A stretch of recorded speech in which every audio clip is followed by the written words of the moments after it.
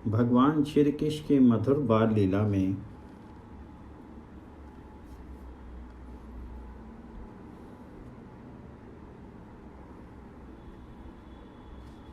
पूतनावत। सुखदेव जी कहते हैं, भगवान जी ने आंखें बंद कर ली और पूतना ने उन्हें उठा लिया। जैसे कोई सोए हुए सांप को रस्सी समझ करके उठा ले, इसी प्रकार आंख मूंद करके बिछोने पर पड़े हुए श्याम सुंदर नीलमणि को रस्सी सा मान करके पूतना ने काल रूप भगवान को उठा करके अपनी गोद में ले लिया। उसने समझा नहीं कि ये अंत तक मेरे मारने वाले हैं। कहते कि पूतना ऐसी तलवार है जिसकी म्यान बड़ी मखमली और कोमल थी। ऊपर से पूतना बड़ी सजी हुई, बड़ी कोमल, मृदु और माता का स्नेह अपनी आंखों से टपका रही थी। उसका बाहरी विवाह तो बड़ा सुंदर और बड़ा मधुर था, परंतु उसके हृदय में कुटिलता भरी हुई थी। रोहिणी जी और यशोदा जी इसको घर के भीतर आई हुई देख करके उसके सौंदर्य की प्रभा से मानो हतप्रभ हो गई। उनकी सुंदरता को देख करके उनकी बुद्धि भी हट गई और उन्होंने कोई रोक टोक नहीं की, खड़ी खड़ी देखती रही और इसने गोद में उठा लिया। पूतना ने गोद में लेकर के सोचा कि कहीं मेरे मन में प्रेम ना उत्पन्न हो जाए। मुंह की ओर जब देखा तो देखती रह गई, आंखों ने पलक डालना बंद कर दिया।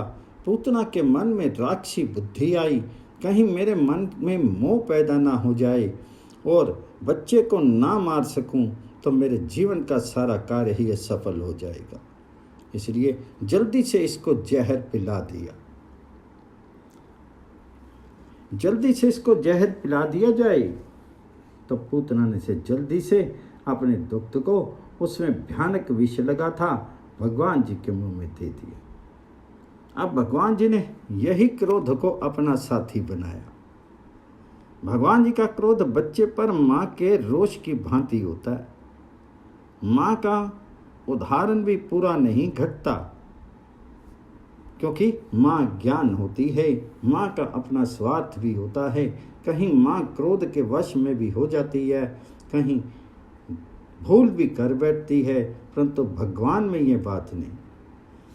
माँ का उदाहरण जरा ठीक घटता है। जैसे माँ बच्चे पर क्रोध करती है उसका हित करने के लिए, उसी प्रकार भगवान जी ने सोचा कि अब इसका दुग्ध पान हमारे मुंह में आ गया, अब इसके प्राणों का चूस करके उसे पवित्र कर देना है। भगवान जी ने जिसके प्राण आ जाएं उसका विष चला जाता है। भगवान जी ने क्रोध को अपना साथी बनाया और दोनों हाथ से पकड़ करके कहीं छूट ना जाए, दोनों हाथों से उसका दुग्ध पान किया। मानो दुग्ध के साथ उनके प्राणों को पीने लगी। रुद्र क्रोध और रोष के अधिष्ठात्री देवता हैं। रुद्र क्रोध और रोष के अधिष्ठात्री देवा हैं।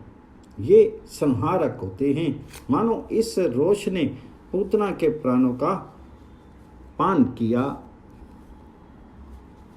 और प्रेमी श्री कृष्ण ने किया दुग्धपान। दुग्ध भी पीते रहे और प्राण भी पीते रहे। भगवान जी में एक दोष है। टीकाकार लिखते हैं कि वे पकड़ना जानते हैं परंतु छोड़ते नहीं, वो छोड़ना नहीं जानते। ये उनके स्वभाव में एक विलक्षणता है। इसे दोष कहें या गुण कहें। भगवान को कोई अपने आप को पकड़ा दे तो भगवान पकड़ना जानते हैं, छोड़ना उन्होंने सीखा नहीं। उन्होंने दुग्ध को जोर से पकड़ लिया। भगवान जी के तो नन्हे नन्हे हाथ थे और पूतना बड़ी समर्थ थी। अब जब पूतना के प्राणों को भगवान पीने लगे तो वह छटपटाने लगी। प्राणों के जो आश्रय भूत स्थान हैं वे सभी स्थान फटने लगे।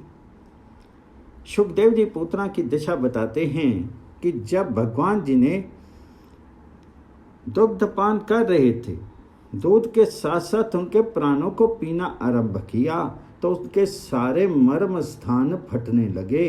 उनको अत्यंत पीड़ा होने लगी और बोली, छोड़ छोड़।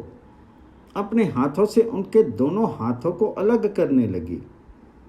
अपने हाथों से उसके मुंह को अलग करे, हटाए, पर वह अब कहाँ हाथ छोड़े। उन्होंने ऐसा पकड़ा कि जो पकड़ करके छोड़ना जानते नहीं। पूतना बार बार हाथ पैर पटक पटक करके रोने लगी, चिल्लाने लगी, अरे छोड़ो छोड़ो, मरी मरी, छोड़ो। भगवान प्राण पीने लगे तो उनके नेत्र उलट गए, सारा शरीर पसीने से लथपथ हो गया। कहते हैं कि उनकी चिल्लाहट, उनके रोने का शब्द बड़ा भयंकर था।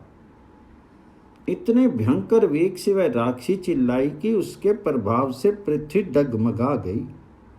पृथ्वी के सारे पहाड़ डोलने लगे, दिशाएं गूंज गई।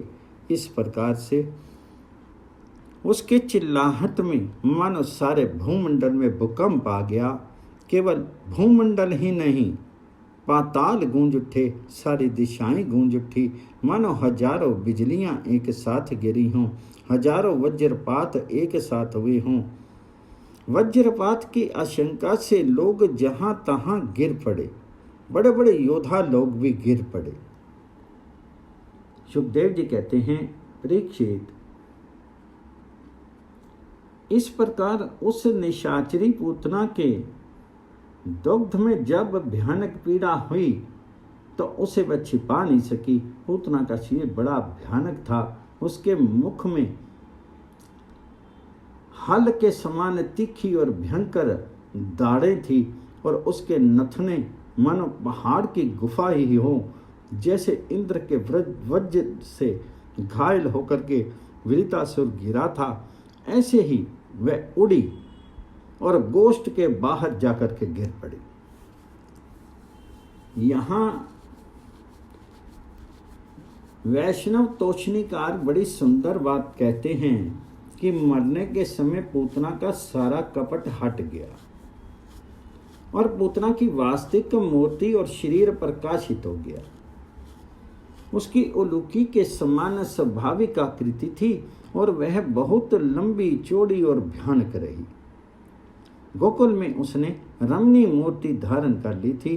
पहले कोई कितना भी कपट करे, परंतु मृत्यु के समय सारा कपट चेहरे पर स्वाभाविक रूप से आ जाता। उतना कामचार नहीं रही। इच्छानुरूप उसने कपट रूप धारण किया। वह नाना रूप धारण कर सकती थी, इसलिए उसने अपने भीषण वेश को छिपा करके रमणीय वेश में गोकुल में प्रवेश किया था। पर जीवनांत काल में उनका कपट नहीं चल सका, उनका असली स्वरूप सामने आ गया। भगवान जी ने सोचा कि इस स्वाभाविक मृत्यु को कहीं माता यशोदा रोहिणी जी देखे तो डर जाएंगी, ना मालूम क्या अनर्थ हो जाए। इसलिए शब्द होते ही यशोदा रोहिणी ने अपनी आंखें मूंद ली। पूतना के स्वाभाविक देह का जब प्राकट्य हुआ तो भगवान जी ने सोचा कि इसको शक्ति दो, उड़ा के दूर ले जाओ। यहां भगवान जी ने दो बात सोची। एक तो ये कि माता ये इसको देख करके डर जाएंगी, और दूसरे ये कि कहीं ये ऐसे ही गोकुल पर गिरी तो तमाम गोकुल के मकान ध्वस्त हो जाएंगे और एक बच्चा क्या सभी गोकुलवासी कुचल करके मर जाएंगे। अब पूतना के मन में चेतना आई। पूतना ने सोचा कि मरना तो है ही, इसलिए जल्दी उड़ करके अपने भाई बंधुओं के बीच मथुरा पहुंचू। उल्लेखी रूप पूतना जल्दी से उड़ी। उसने उड़ना शुरू किया और भगवान वहीं छाती पर बैठे चूस रहे थे। पूतना जब वहां से बड़े जोर से चली तो मालूम पड़ा कि कोई बड़े जोर का तूफान आ गया, आंधी आ गई। ये आंधी तमाम वृक्षों को चूर चूर करती हुई गिराती हुई जा रही। ब्रज से 6 कोस दूर वृक्ष विहीन और जन शून्य वन भाग था। प्रांतर वहां पेड़ नहीं थे, मैदान था। उस मैदान में गाय आकर के बैठा करती थी। भगवान जी ने सोचा कि इससे भी आगे ले जाएं।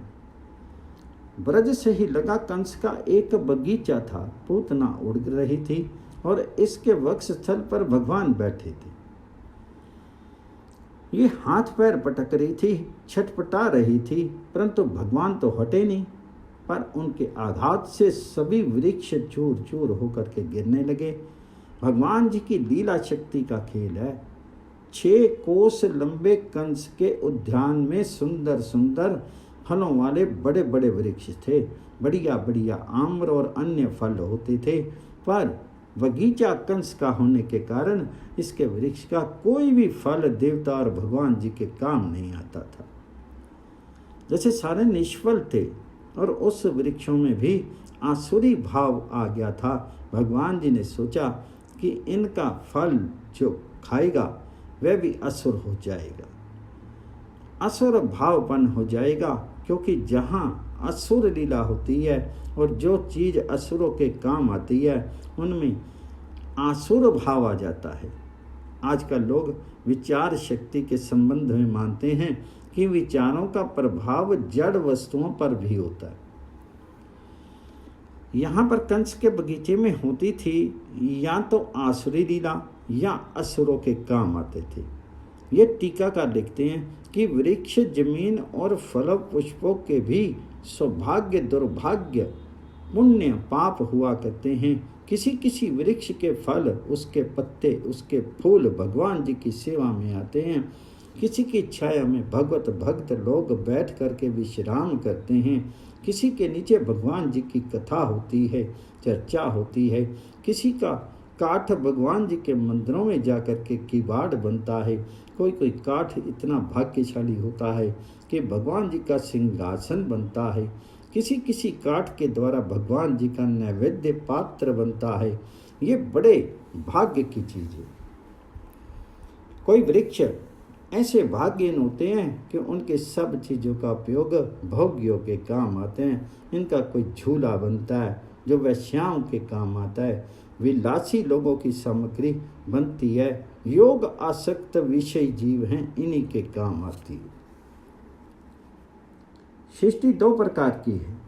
जिसका संबंध भगवान जी से है वे वस्तु तो देवी वस्तु है, और जिसका इससे विपरीत है वह आसुरी है। आदमी, प्राणी, जीव, जंतु, वृक्ष, लता, पहाड़, पेड़, घर, जमीन और तालाब आदि में से जो भगवान जी के काम आवे, जिसका संबंध भगवान जी से हो जावे वह तो देवी, और जिसका संबंध असुर से हो जावे वे आसुरी। इसलिए बगीचा असुर भावंपन था। उसकी सारी चीज़ें ऐसी आसुरी थी कि इसमें प्रवेश करते ही मन में आसुरी भाव पैदा हो जाए। इसलिए भगवान जी ने सोचा कि इसका नाश ही कर देना ठीक है। पर नाश करने के साथ साथ एक बात उनके मन में आई, बगीचे में जो अभी छोटे हैं, जो अभी वृक्ष बने नहीं, उनका अब क्या होगा।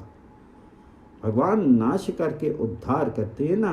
भगवान जी ने अपने चरणों को लंबा करके पूतना के दे के नीचे झुका दिया, ताकि चरणों के स्पर्श से उद्धार हो जाएगा। भगवान पूतना की छाती पर खेल रहे थे ना, इससे पूतना के साथ साथ उन वृक्षों को भी नंद नंदन का स्पर्श प्राप्त हो गया। गोकुल के पास का कंस का उद्यान ध्वंस हो गया और सब पहरेदार भी सब ध्वंस हो गए। इनको ध्वंस करके भगवान जी ने इनका उद्धार कर दिया। सारे उद्यान के वृक्ष पुष्पित हो गए। ये सब पूतना के द्वारा भगवान जी की लीला शक्ति से हुआ। अब पूतना आगे बढ़ी। जहाँ पर मैदान था वहाँ कोई प्राणी नहीं था। भगवान जी ने ये योजना की कि किसी भी प्राणी की मृत्यु ना हो जाए। वहाँ जाकर के पूतना का सिर उतान भाव से सीधा पड़ गया। कोई भी जीव जंतु उससे दब कर नहीं मरा। पूतना का शव जब मैदान में जाकर के गिरा, तब भगवान जी उनके वक्षस्थल पर बैठे खेल रहे थे। इधर ज्यों मैं उड़ी त्यों यशोदा जी और रोहिणी मैया गिर पड़ी, और जहाँ तूफान था वहाँ गोपियाँ दौड़ी। ना मालूम उनमें कहाँ से शक्ति आ गई। ये तो उड़ी ऊपर से और वे दौड़ी नीचे नीचे। वे बोली श्री कृष्ण को ले गई, परंतु इनको मालूम नहीं कि वह कौन थी। व्यथा से उन लोगों के मन में बड़ी पीड़ा हुई, अपने आप को भूल गई। मरना है कि जीना ये उनको याद नहीं रहा। पूतना का शरीर बड़ा विकराल था। पूतना का मुंह बड़ा भयानक था। उसके दांत थे, कहीं उसका एक अंग गिर जाए तो शिला चूर्ण हो जावे। कहीं बड़ी बड़ी नासिकाएं थीं, उनके दोनों वक्षस्थल मानो पहाड़ हों। उनकी जब वायु अंदर करे, नासिकाएं बड़े बड़े जीव घुस जाएं, और जब बाहर सांस फेंके तो वे बाहर जाकर के गिर पड़े। उनकी दोनों आंखें अग्नि के कुंड के समान थी। आंखें ऐसी धसी हुई थी जैसे अंधा कुआं हो। भगवान विश्वपालक अनंत ऐश्वर्यवान बालक होकर के भी पूतना के दुग्ध को दोनों हाथों से पकड़ करके दुग्ध पान कर रहे थे। जब दुग्ध का आघात से बालकों का देह कुचल जाता, उस पर ये खेलते रहे और उनका कुछ नहीं बिगड़ा। उतान होकर के उनका देह गिर पड़ा और भगवान वहीं पर खेलते रहे। ऐसे खेल रहे मानो कोई ऐसा तालाब हो जिसका जल सूख गया हो और उसके अंदर बड़ा भारी गड्ढा हो।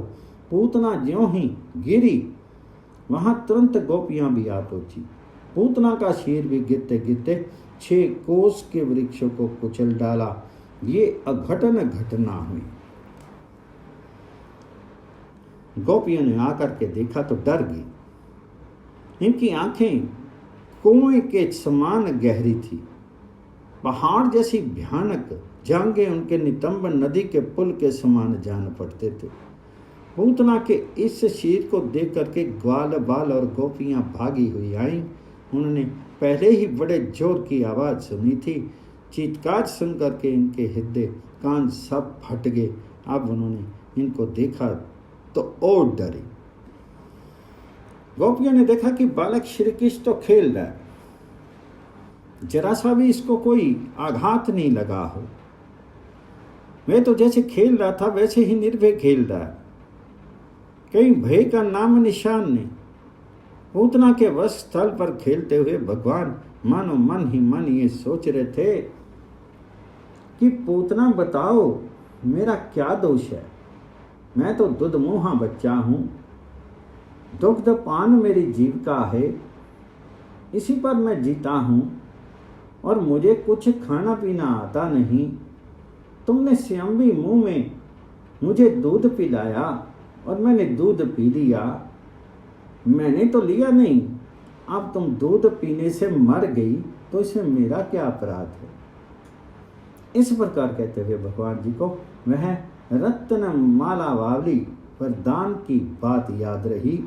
भगवान जी ने उसका दुग्ध और हलाहल पीने के साथ उसका उद्धार भी किया। श्री कृष्ण को निर्भय खेलते देख करके गोपियां बोली, पहले इसको उठाओ, ये जिंदा है और खेल रहा है। गोपियों ने उठा लिया और देखने लगी कि कहीं कुछ लगी तो नहीं। फिर सिर पर हाथ फेरा, देखा ये बड़े मजे में हंस रहा है, वैसा का वैसा रिष्ट पुष्ट, बड़ा अच्छा लग रहा है। उधर रोहिणी जी और यशोदा मैया बेहोश पड़ी थी। गोपियां दौड़ी। अब इनकी थकावट कृष्ण के जीवित मिल जाने पर मिट गई। प्रसन्नता से ये लोग दौड़ी और यशोदा मैया तथा रोहिणी जी के पास कृष्ण को ला करके जोर से बोली, देख देख श्याम सुंदर को लाए हैं। ऐसा सुनकर के उनकी आंखें खुल गई। अब मैया ने देखा तो गोपियों से कहा कि पहले एक काम करो, न मालूम कौन राक्षस था क्या था, इसलिए आप बच्चे की रक्षा का पहले उपाय करो, पीछे दूसरा कार्य होगा। बोली, गाय की पूंछ घुमाओ और फिर गौमूत्र से स्नान कराओ। इसके अतिरिक्त कोई अन्य उपाय नहीं रक्षा का। उन्होंने ले जा करके भगवान जी के सारे अंगों पर गाय की पूंछ फेरी गौमूत्र से स्नान कराया। फिर क्या लगावें? पाउडर आदि नहीं, ये सब अपवित्र चीज़ें हैं। गौमूत्र से स्नान कराया और फिर गो राज्य गायों के चरणों की धूल लेकर के सारे अंगों में लगाई। फिर गोबर लेकर के भगवान जी का नाम ले लेकर के अंगों की रक्षा करने लगी। भगवान जी के 24 नामों से 24 अंगों की रक्षा होती है, लेकिन 12 नामों से करते हैं। कोई 24 से भी करते हैं। सब अंगों के लिए एक एक नाम लेते हैं। अंगों में गोबर लगाया और भगवान केशव आदि का नाम ले ले करके अंगों की रक्षा की, अंग न्यास किया, कर न्यास किया। इसके बाद उन्होंने आचमन करके आज आदि 11 नामों से बीज मंत्रों से अपने अलग अलग अंगों में न्यास किया। फिर बालक के अंगों में न्यास किया। ये क्वच है। बालक पर विपत्ति आ जाए तो विपत्ति नाश का पहले ये उपाय था। सारे उपद्रवों के नाश का ये उपाय है। गोपियां और यशोदा मैया सब शास्त्रों को जानने वाली हैं, ऐसा वे कहने लगी और अंगों की रक्षा करने लगी। जो अजन्मा भगवान हैं, आज इस बच्चे के पैरों की रक्षा करें, मणिमान घुटनों की रक्षा करें, यज्ञ पुरुष जांघों की रक्षा करें, अच्युत कमर की रक्षा करें, हयग्रीव पेट की रक्षा करें, केशव हृदय की रक्षा करें, ईश वक्ष स्थल की रक्षा करें, सूर्य गले की रक्षा करें, विष्णु बाहों की रक्षा करें, उरुकरा मुख की रक्षा करें और ईश्वर सिर की रक्षा करें। इस प्रकार सारे अंगों का न्यास किया। वे कहती हैं कि चक्रधर भगवान रक्षा के लिए तेरे आगे आगे रहें, गदाधर श्री हरि पीछे पीछे रहें। क्रमशः धनुष और खड्ग धारण करने वाले भगवान मधुसूदन और अजन दोनों बगल में रहें। शंखधारी उरुगाय भगवान चारों कोनों में रहें। उपेंद्र ऊपर, हलधर पृथ्वी पर और परम पुरुष भगवान तेरी सब ओर से रक्षा करें। ऋषिकेश भगवान इंद्रियों की रक्षा करें, नारायण प्राणों की रक्षा करें, श्वेतद्वीप के अधिपति चित्त की रक्षा करें और योगेश्वर मन को बचावें। कृष्ण गर्भ तेरी बुद्धि की रक्षा करें और परमात्मा भगवान तेरे अहंकार की रक्षा करें। खेलते समय गोविंद रक्षा करें, माधव रक्षा करें। चलते समय भगवान वैकुंठ और बैठते समय भगवान श्रीपति रक्षा करें।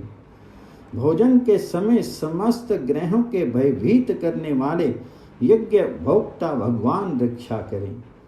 डाकनी, राक्षी, कुष्मांडा आदि बाल ग्रह, भूत प्रेत, पिशाच, यक्ष, राक्षस और विनायक, कोटरा, रेवती, ज्येष्ठा, पूतना और जितनी मात्रकाएं शरीर, प्राण और इंद्रियों का नाश करने वाले उन्माद एवं अपस्मार आदि रोग स्वप्न में देखे हुए महान उत्पात, वृद्ध ग्रह और बाल ग्रह आदि सभी अनिष्ट भगवान विष्णु का नाम उच्चारण करने से भयभीत होकर के नष्ट हो जाएं। इस प्रकार से भगवान जी के नाम से लेकर के बालक के अंगों की, दिशाओं की, इनके सारे समय की, सारे के सारे कार्यों की रक्षा की। सुखदेव जी कहते हैं, परीक्षित, अब तक मैया ने दुग्ध नहीं पिलाया, रक्षा हो जाए तब पिलावे ना। इस प्रकार गोपियों ने प्रेम पाश में बांध करके भगवान श्री कृष्ण की रक्षा की। अब यशोदा मैया ने पुत्र को दुग्ध पान कराया और फिर धीरे से पालने पर सुला दिया। थक गया होगा ना, इतनी देर तक ये राक्षसी के वक्षस्थल पर रहा और नारायण ने बचा लिया, नहीं तो आज बचता नहीं। नंद बाबा उसी समय मथुरा से गोकुल पहुंचे। उन्होंने दूर से आवाज सुनी तो सोचा कि वासुदेव तो सच बोलने वाले हैं, कुछ न कुछ उत्पात जरूर हुआ है। उन्होंने पूतना के भयंकर शीर को देखा। उपनंद आदि सब खड़े थे। ये सब आराम से लौट गए। अब सारे गोप और ग्वाले प्रसन्न हैं। खड़े होकर के सोच रहे हैं कि पूतना की देह को जलावें कैसे। बड़ी भारी लंबी चौड़ी देह है, आग लगावें तो इतनी लकड़ी कहाँ से लाऊं? इतनी लंबी देह कितनी दूर से जलाए इसको? वे यही सब सोच रहे थे। इधर नंद जी महाराज विचार कर रहे थे कि वसुदेव जी मानो कोई देवता है।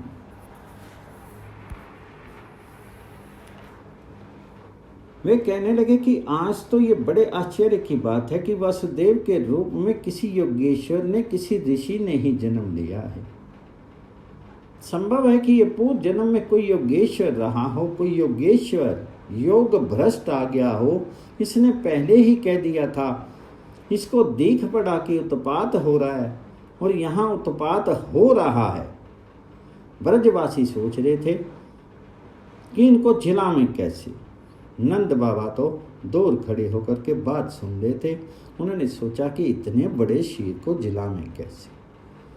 कोई बोले एक काम करो, इसके टुकड़े टुकड़े करके ढेर लगा दो, नहीं तो आग गांव तक फैल जाएगी, क्योंकि इतना बड़ा शीर है इसका। तब ब्रजवासियों ने कहा ठीक है, यही करो। सब कुल्हाड़ियाँ ले आए, हजारों कुल्हाड़ियाँ लेकर के सब गोप पहुँचे और पूतना के शीर के टुकड़े टुकड़े कर दिए। अब उन टुकड़ों को किसी तरह उठा करके गोकुल से दूर ले गए और चारों तरफ लकड़ियों और गोबर के कंडेल रख करके आग लगा दी। अब यहाँ एक और बड़ी विचित्र बात हुई। पूतना का शीर जलने लगा, धुआं निकला और धुएं से अगर किसी दिव्य सुगंध चारों तरफ फैल गई।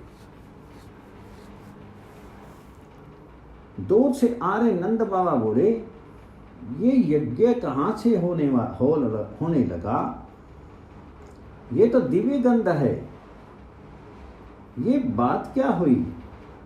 सुखदेव जी कहते हैं कि भाई क्या बात हुई, तुम लोग बताओ। इसका दूध किसने पिया था?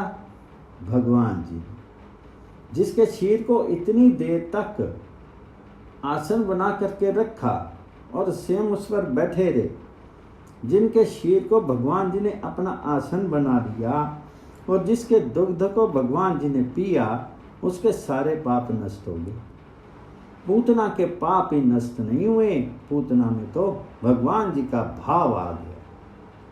पूतना के अंदर भगवान जी ने प्रवेश कर लिया, तब भगवान की अंग गंध पूतना के अंग में समा गई। इसलिए पूतना परम भाग्यवती सुगंधवती हो गई। इसके रोम रोम से सुगंध निकलने लगी जो चारों तरफ फैल गई। पूतना जाति की राक्षी और लोक बाल घनी थी। लोगों के बच्चों को मार डालना और खून पीना उसका काम था। भगवान जी को मारने की इच्छा से वे आई, दुग्ध पान कराया, फिर भी भगवान जी ने उसको परम गति दी जो सत्पुरुषों को प्राप्त होती है। पूतना के शीर को खंड खंड करके गोपों ने जला दिया और इसकी चिता के धुएं से दिव्य सुगंध फैल गई। सुखदेव जी महाराज भगवान जी की कृपा का वर्णन करते हुए कहते हैं कि भगवान जी के साथ किसी प्रकार भी संपर्क हो जाए किसी का भी, तो उसको परम लाभ होता है। कहते हैं कि कोई जाति से अच्छा हो, कुल से अच्छा हो, आचरण से अच्छा हो, खान पान से अच्छा हो या स्वभाव अच्छा हो, तो उसको लेकर के किसी की भलाई होना संभव है। परंतु पूतना में तो सभी बातें विपरीत थी। पूतना के कुल, आचरण और भोजन में से किसी की भी किसी प्रकार से शुभ नहीं कहा जा सकता। बाणासुर को जब भगवान मारने लगे तो प्रहलाद वाली बात याद आ गई। उन्होंने कहा था, तुम्हारे वंश में जो जन्म ग्रहण करेगा उसको हम लोग मारेंगे नहीं। अच्छे कुल के कारण से बाणासुर बच गया, पर पूतना का कुल तो राक्षस कुल है। परंपरा से इसके कुल में पूतना इत्यादि जो राक्षसियां हैं, कोई अच्छा पैदा हुआ ही नहीं। यदि किसी का कुल खराब हो और वह अच्छा काम करे तो अच्छा हो सकता है। भगवान जी की भक्ति किसी में भी भले ही हो और वह कुल जाति से चंडाल हो तो वह श्रेष्ठ माना जाता है, क्योंकि उसका काम अच्छा है, आचरण अच्छा है। परंतु यह तो लोक बाल घनी है, बिना किसी प्रकार का अपना पराया देखे बच्चों की हत्या करना, इसका आचरण, यही इसका काम, इसका संसार में रहना, घूमना केवल बच्चों को मारने के लिए ही है। कोई अच्छा काम करे, खान पान शुद्ध हो, उसकी बुद्धि सात्विक हो, कहीं अन्न से भी उसमें सात्विकता आ जाए तो बात दूसरी है। परंतु यह रुधिराशना है, खून ही खाना पीना इसका काम है। लोग इस बात को प्रायः भूल जाते हैं कि अन्न का असर होता है। जिस प्रकार का अन्न भोजन होता है, जिस प्रकार की चीज हम खाते हैं, उसी प्रकार की हमारी बुद्धि बनती है। खान पान में सात्विक वस्तुओं का ग्रहण करना और तामसी का त्याग करना बड़ा आवश्यक है, क्योंकि खाई हुई चीज से भी रक्त, मांस, मेद, मज्जा इत्यादि बनते हैं।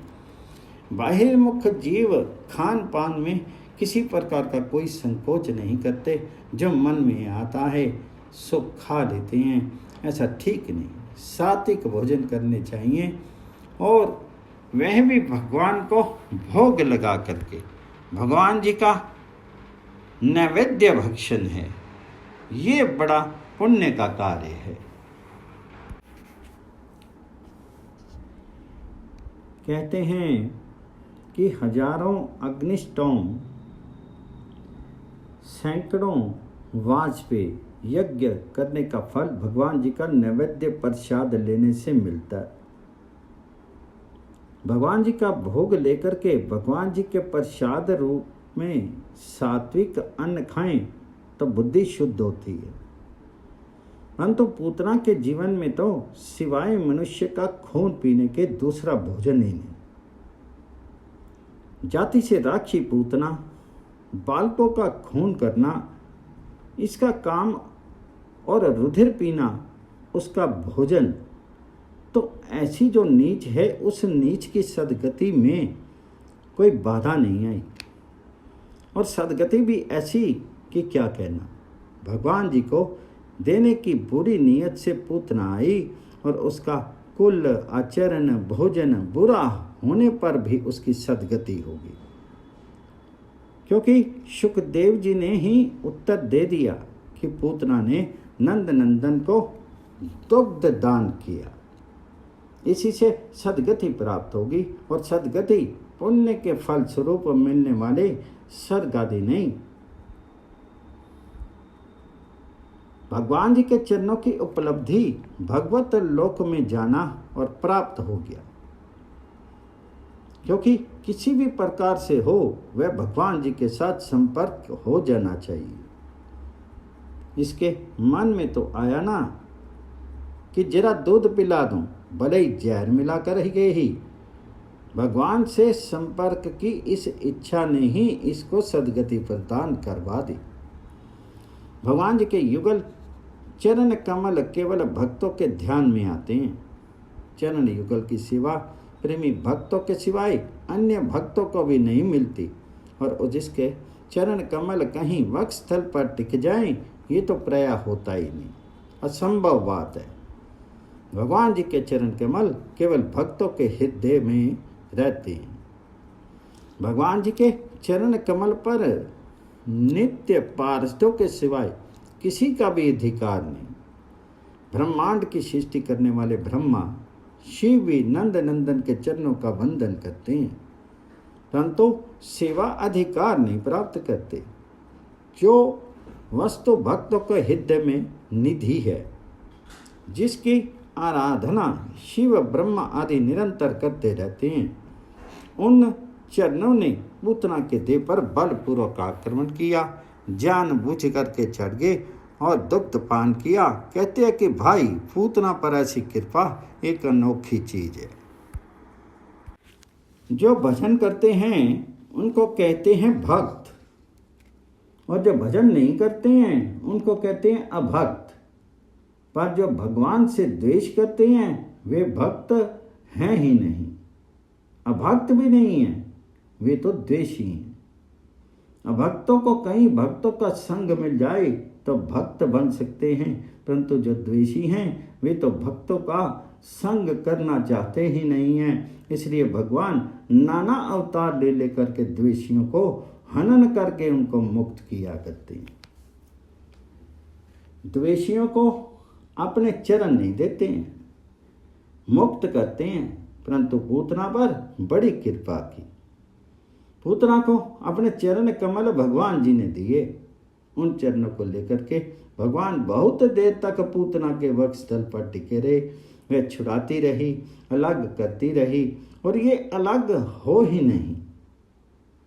ये बात भी नहीं कि पूतना ने ही भगवान समझ करके नंद नंदन को गोद में लिया हो।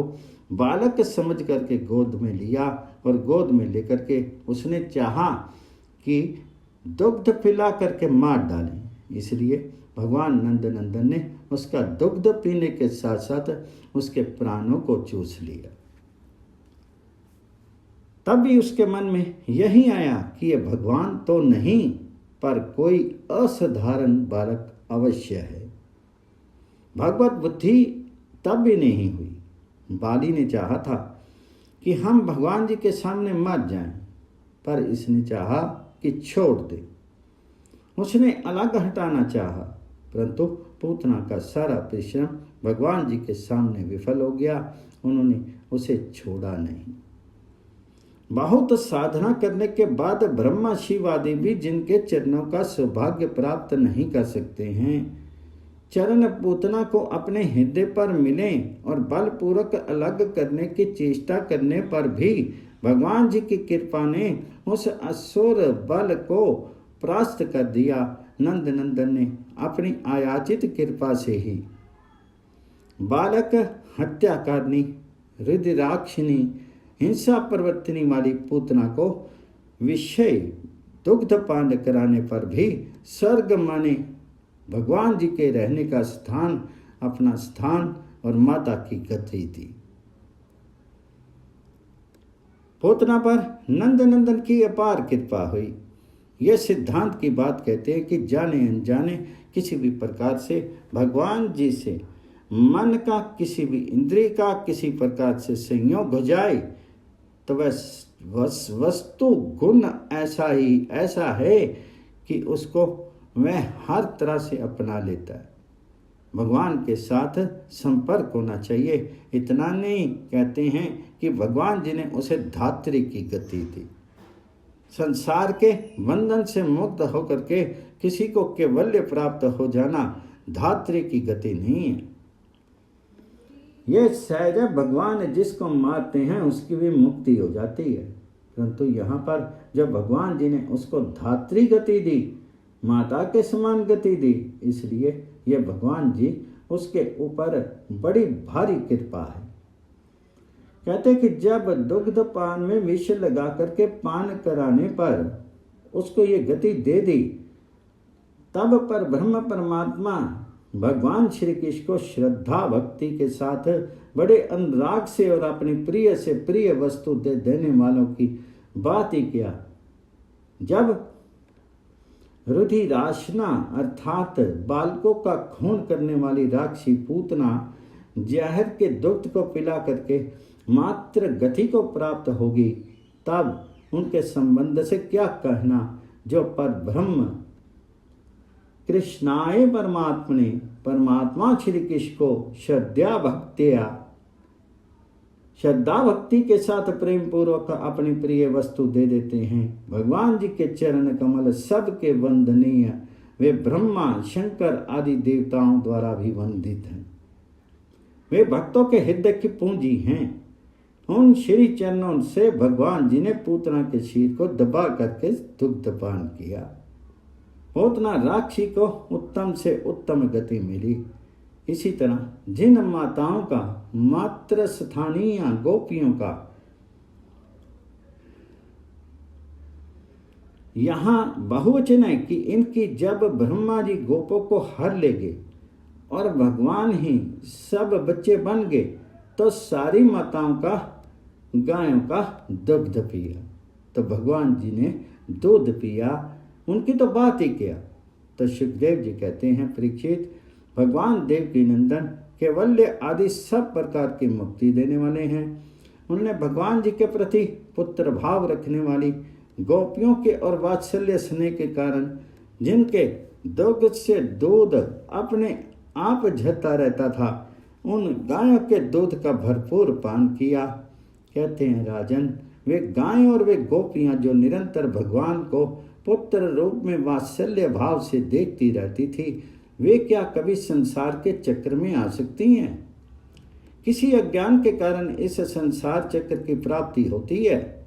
ये अज्ञान तो उनका उसी समय धुल चुका जिस समय ज्ञान के आश्रय भगवान इनकी गोद में आ गए। इस प्रकार से भगवान जी की कृपा का वर्णन करके और गोपांगनाओं तथा व्रज की गोपियों की महिमा गा करके सुखदेव जी आगे कहते हैं, पूतना की तो ये गति हो गई। ब्रह्मवैवर्त पुराण में एक कथा आती है कि लोगों ने देखा कि एक बड़ा सुंदर विमान आया। गोपियों को दिखाई दिया कि जब पूतना की देह इस प्रकार से नष्ट होगी तो पूतना एक बड़ी सुंदर देवी बन गई और उसका चिन्ह में देह प्राप्त हो गई।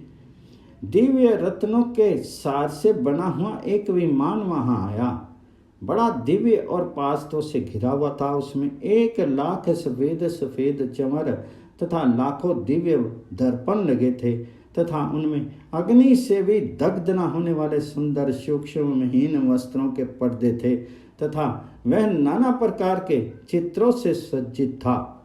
रत्नों के कलश से युक्त उस रथ में 100 सुंदर रत्नों के पहिए लगे थे और रत्नों की ज्योति से चमचमा रहे थे। इस प्रकार के विमान को देख करके पूतना चलने को तैयार हुई तो पास्तु ने बड़े आदर पूर्वक उसको चढ़ा लिया और गोलोक की ओर ले गई।